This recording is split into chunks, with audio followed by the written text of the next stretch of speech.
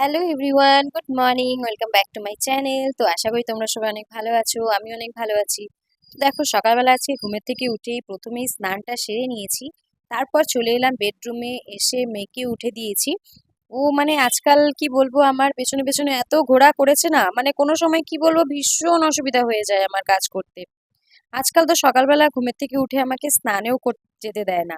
মানে আমি স্নানে গেলেও বাথরুমের বাইরে গিয়ে দাঁড়িয়ে থাকে।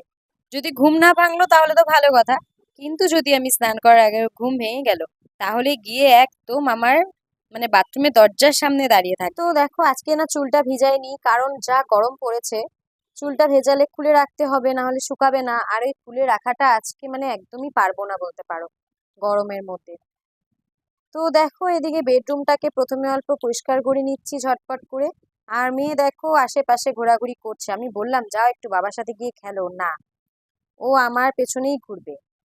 মানে শুয়েই থাকবে, এখন ওর আলসিটা ভাঙেনি, দেখতে পাচ্ছ, আবার বেডের উপরে উঠে কিন্তু সুন্দরভাবে শুয়ে পড়লো। তো দেখো শুয়ে আছে আর আমার সাথে কিছু কথা বলছিল হয়তো। তো ওর সঙ্গে কথা বলছিলাম, আর এদিকে বেডটাকেও একটু ঠিক করে নিলাম। মানে ঘুমের থেকে উঠে বেডরুমটা যদি ঠিক না করি না, তাহলে কিন্তু আর কোনো কাজ মানে করতে ইচ্ছা করে না। বেডরুমটা ঠিক থাকলে সমস্ত কাজ যেন হয়ে যায় তাড়াতাড়ি। আর এদিকে আমার জানলার পেছন সাইডটাতে একটা নিম গাছ ছিল, নিম গাছটাকে একটু কেটে দিয়েছিল। তো এখন আবার নিম গাছটা হচ্ছে দেখে না, হাওয়া একটা সুন্দর আসে জানলা দিয়ে, মানে বেশ ভালো লাগে হাওয়াটা। আর এদিকে দেখো, মেয়ের মানে গলার চেনটা না খুলে রেখেছিলাম রাতের বেলা, কারণ গরমের মধ্যে না রাতের বেলা মানে চুলকায় ওর চেনটা পরে থাকলে, তো এর জন্য রাতে খুলে দিই চেনটা শোয়ার টাইম। তো দিনের বেলা এখন পরিয়ে দিলাম চেনটা। মানে চেনটা পরতে আবার খুব ভালোবাসে, ওটার মধ্যে একটা হনুমানের লকেট দেওয়া আছে। তো তো ওটা থাকলে নাকি ওকে মানে মানে ও ভয় পায় না, মানে এই টাইপের একটা ব্যাপার হয়ে গেছে। তো মানে চেনটা পরতে ভীষণ ভালোবাসে ও। তো এদিকে দেখো, বেডটা মোটামুটি আমার গোছানো কমপ্লিট হয়ে গেছে। তো এখন একটু চা খাবো, কারণ এখনো চাটা খাইনি। তো এদিকে চা খাবো তার আগে এই সোফাটাকেও দেখতে পাচ্ছো, মানে রাতে ঘুমানোর টাইমে না, তখন আর পরিষ্কার করা হয় না, সমস্ত জিনিসপত্র এইভাবে ছড়িয়ে ছিটিয়ে থাকে।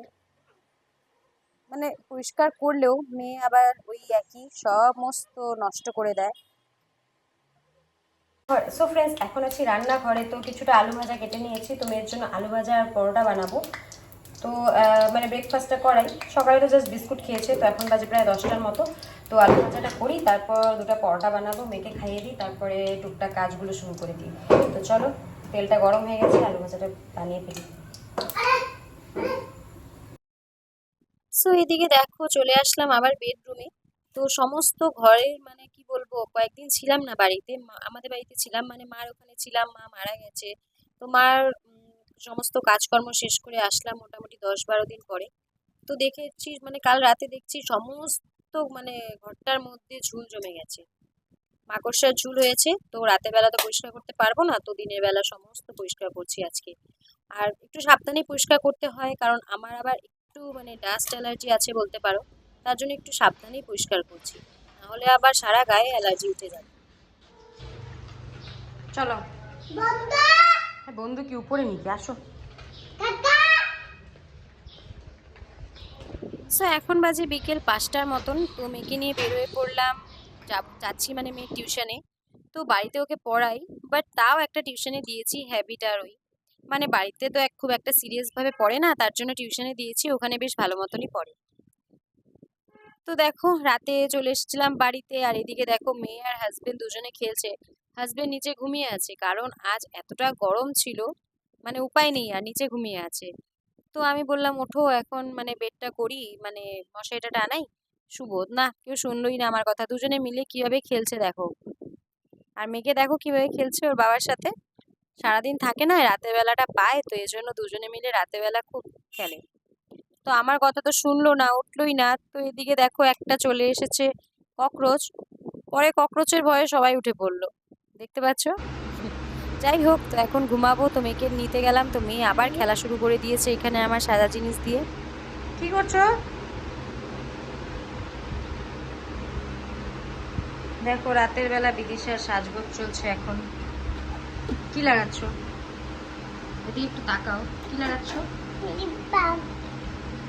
দেখি। চলো ঘুমাবা। উপরে চলে গেছে, একটু ড্রেন থেকে মুছি। কোথায় উপরে চলে গেছে? চোটে? চোটের উপরে চলে গেছে?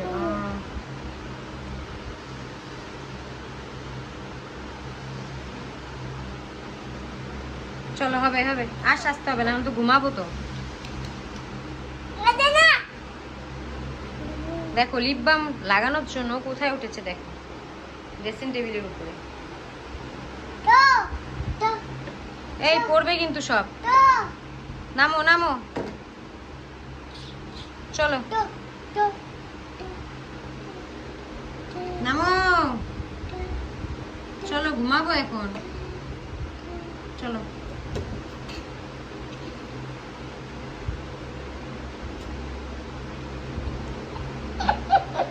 পাগল রে, চলো। গুড নাইট বলো। Good night.